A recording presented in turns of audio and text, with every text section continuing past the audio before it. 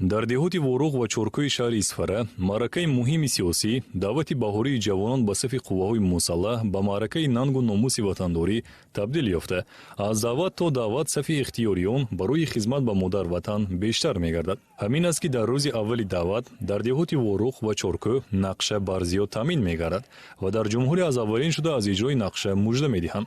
ба муносибати гузели навазкарон дар деҳоти Воруғ роҳпаймоӣ доир гардида, хурду бузург садоқату самимият ифтихор аз ин ватанро возеҳ таҷассум намуданд.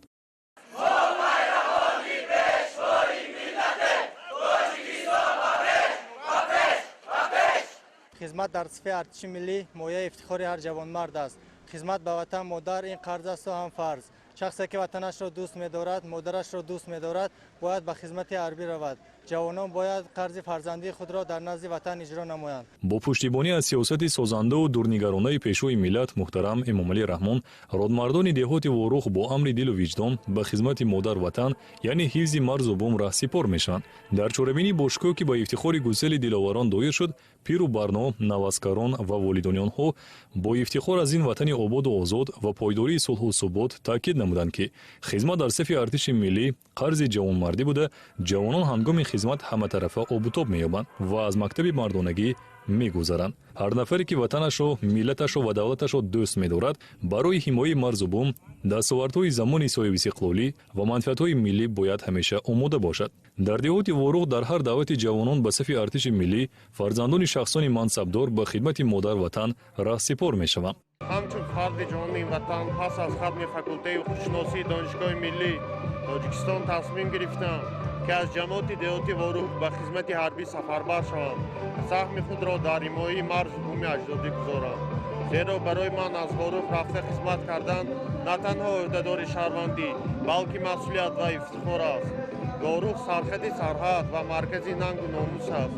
غرور ملی و وطنداری ما پیش از همه در آن ظاهر می‌گردد که موقع رسمی دولتی خود را حمایت کنیم و سیاست پیشوای معظم ملت محترم امامعلی رحمان را جانبداری نماییم. دوام 5 سال میشود که دلاوران واروغ و چورکو با تامین نقشه و نشان دادن حس بلند وطندوستی و افتخار ملی نمونه عبرت دیگران گردیدند. خدمت به وطن قرض همه مردان است. دوری و زی وطن شیوه نامردان است.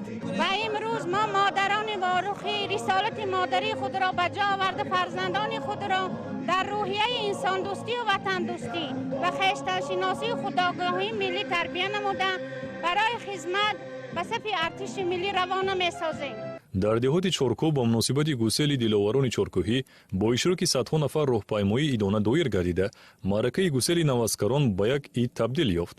ساکنان و والدان نوازکاران سرفراز از آن بودند که جوانان دلیر چورکویی عنعنه برادرانشان را ادامه بخشیده اختیاراً به خدمت مادر وطن می‌روند. آنها در منطقه مرزی عمر به سر میبرند و خوب میدانند که محافظت مرز و بوم وطن این حمایت عائله و در عموم دولت و ملت است.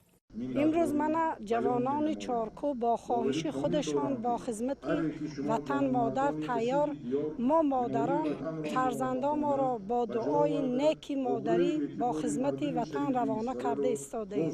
من همچون مادر به فرزندم میگویم که وطن عزیز خود را تاجیکستان را حمایت کند. معلوم است که امسال هم چون سالهای قبلی در روز نخستین آغاز معرکه دعوت بهاری جوانان به صف ارتش ملی در دهات چورکو نقشه دعوت برزیاد تامین گردید. نتیجه کارهای ترغیباتی و تشویقاتی، برگزاری چاره‌بینی‌های مهم در سمت بلند برداشتن حس وطندوستی جوانان و مهمتر از همه درک مفهوم وطن و وطنداری است که امروز جوانان اختیاراً به صف ارتش ملی پیوسته صادقانه خدمت می‌کنند. در یکی از قسم‌های نظامی خدمت عسکری را ادا نمودم. امروز آموزگاری مؤسسه تعلیمی رقم 25 به شاگردان درس وطنداری می‌آموزد. وطنی امن و آسوده و توانا داریم.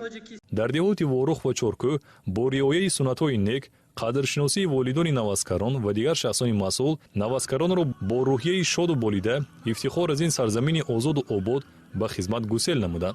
خدمت برای وطن البته برای هر یک شهروند، خصوصا به جوانان باننگ و عالی ملت، خودشناس، جانفدا اولین درجه می باشد.